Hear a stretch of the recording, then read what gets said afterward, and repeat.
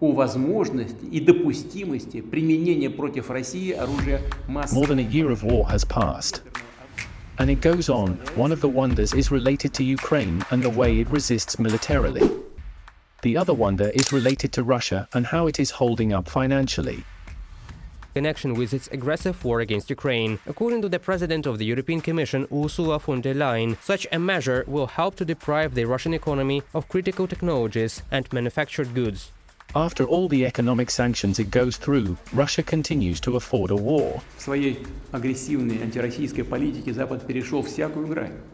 Мы постоянно слышим угрозы в адрес нашей страны. The wonder is based on some simple calculations. Oil and gas exports accounted for almost half of Russia's federal budget revenues. That Russia needs and that it cannot get through backfilling by third countries. Half of these were produced in Europe and they are no longer available. So, how can Russia afford it when, in addition to the other sanctions, lost a quarter of its GDP from the export of oil and gas to Europe? We ask the question also in the context in which the GDP of Russia was not overwhelming, considering that it is a country of 144 million people, with a GDP lower than Italy's, which has half the population of Russia, and not a dizzying economy either.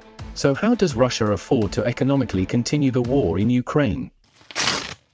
Такие террористические удары, в том числе с использованием западного оружия, уже наносятся по приграничным населенным пунктам Белгородской и Курской.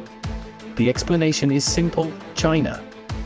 China is competing with the USA for the position of the world's leading economy.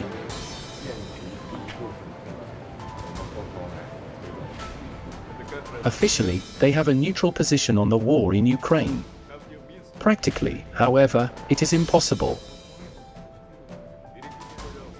Officially, it is neutral, because it aims to avoid sanctions. In practice, however, China is the main supporter, but neutrality in front of an aggressor means supporting the aggressor. Moreover, China has never condemned anything Russia has done in Ukraine.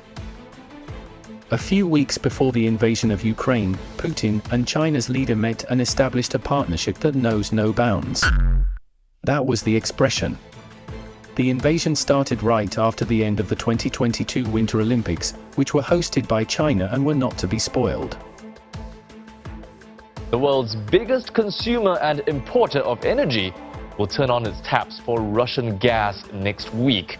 Now, an enormous new pipeline dubbed the Power of Siberia will channel natural gas over 3,000 kilometers from the gas fields of Siberia. Now China takes 60% more energy resources from Russia. China is the world's largest energy consumer, surpassing the United States, which consumes about 17% of global energy needs. China now consumes a quarter of the world's energy needs. China and Russia inaugurated this extremely important gas pipeline, as if they knew what was coming. 中国国家领导人访问的首选啊，这是符合历史逻辑的事情。 The Power of Siberia is a fabulous investment, which came into force absolutely spectacularly, just when Russia was going to break relations with Europe. Gas lines can't be interrupted. You can do three things with gas: you can export it through pipelines, or through liquefy, or the third option, you can store it. The third option has its limits. Which is why we woke up to the news of Russia flaring gas at the border with Finland. Vanishing into thin air. While the rest of Europe struggles with shortages of natural gas, Russia seems to have too much of it. That's exactly why. Here's how interesting. The pandemic from China ends, Russia starts the war, sanctions follow, and Russia inaugurates a 3,000 kilometers pipeline to China, completed during the pandemic years. Do you know how much it cost? $55 billion. Here they will transport 40 billion cubic meters of gas from Russia to China, a quarter of what they exported to Europe, but enough to sustain Russia economically. And they don't stop there. The second pipeline is also being built, the Power of Siberia 2. It goes through Mongolia and adds more than 60 billion cubic meters. Особое место во всем комплексе российско-китайского сотрудничества, наших отношений.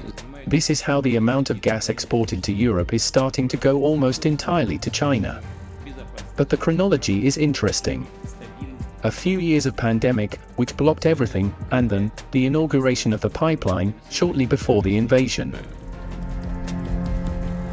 Russia and China are working together. China is funding the war in Ukraine, for now on a silent level, but obviously it does. When we wonder how Russia is holding out, the explanation is China. Like, share and subscribe. Thanks and see you soon.